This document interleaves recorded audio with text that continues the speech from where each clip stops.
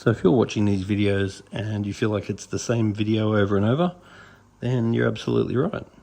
Because one of the main purposes of these videos is when I visit a customer, I actually make a video for the customer and send it to the customer so they have a fairly comprehensive understanding of looking after their tank. So that's sort of the main reason for these videos. So these fish are all starting to do what they do. Now, keep an eye on this fella. He's being a bit hypo. And just be aware too that change is king. When you have a tank for a period of time, if you find you stop watching the tank, generally I find that 1 year you love it, 1 year you like it, then you've seen it, and then change some decorations, change some fish and go again and you'll love it. But the reality of a fish tank is, like anything, is if it looks the same for too long, then you'll find that you just stop watching it. I've got customers with $10 million water views that rarely ever look out the window unless they've got friends over. So you just want to be aware of that. If you find that your fish tank's lost its magic and you're not absolutely drawn to watch it, then it's my advice that it's time to change stuff around.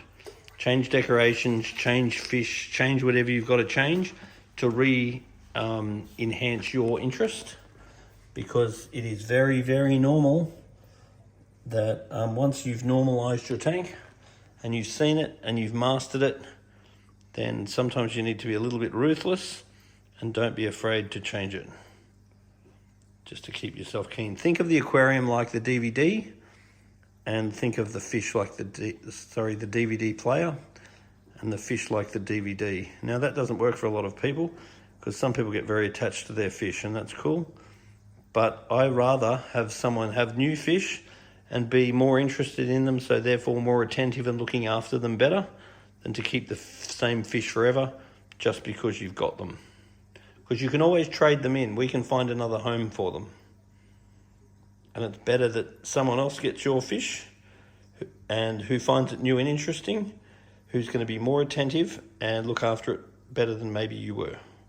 So we're going to have to keep an eye on this temperature now, because we have dropped the temperature and we definitely don't want to see a temperature drop. So this tank would be at what's called biological capacity. Now what I mean by biological capacity is that Mother Nature says you are allowed to keep a certain amount of fish in a certain environment with a certain amount of food and a certain amount of filtration and a certain amount of maintenance and a certain amount of oxygen. And if you go putting in more fish and you break Mother Nature's capacity, then you have to lose some fish. You cannot have a tank without losing the odd fish, because that's the way evolution works, that's how life works.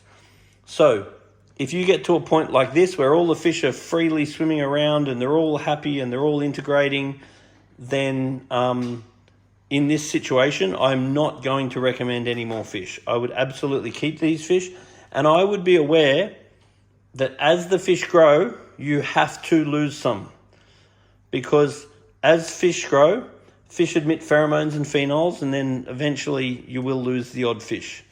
If you see aggressive behavior like Mr. Elongatus here, I would consider the idea of getting rid of him. While he's still only little and while he's just giving everyone a chase, it's not the end of the world. But if this behavior gets worse, and if you see him making the other fish stress, then, or if he's making you stress, then you might want to think about getting rid of him. Because just be aware that this tank here has some fish that get a decent size. And this tank isn't going to accommodate all these fish. So over time, as fish grow, if you get rid of ones you don't like, get rid of ones that are misbehaving, and the odd fish is going to die. So that's just natural. And also just be aware that the natural life of most of these fish is sort of 4 to 7 years. Now you can definitely hear stories of people getting more, but as an average, that's sort of a fairly normal, realistic life. So long and short of it, this tank looks absolutely fabulous. The fish look great. They do need fattening up a little bit. They're a bit on the skinny side, but a little bit more regular water changes wouldn't hurt to get that phosphate down. A little bit more attention to water quality in reference to getting your KH up a bit wouldn't hurt. But the long and short of this is a very beautiful tank, and it's serving its purpose very beautifully. So getting enough catfish to keep the tank clean is going to be a question. But also, if you want those rocks to go back to a nice white again, if you throw them in the sun, leave them there for a day or two, then turn them over, leave them a day or two. Same with your fake plants. And the sun does a very good job of bleaching up the algae.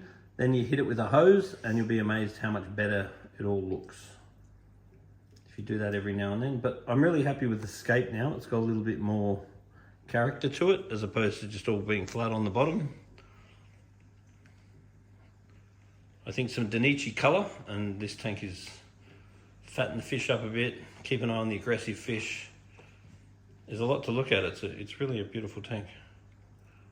And I love these glossies. They just look, they're a little bit more expensive, but I think they're really worth it because they just look that bit more stylish than the plasticky looking tanks. I reckon an Aquael Glossy is a great choice.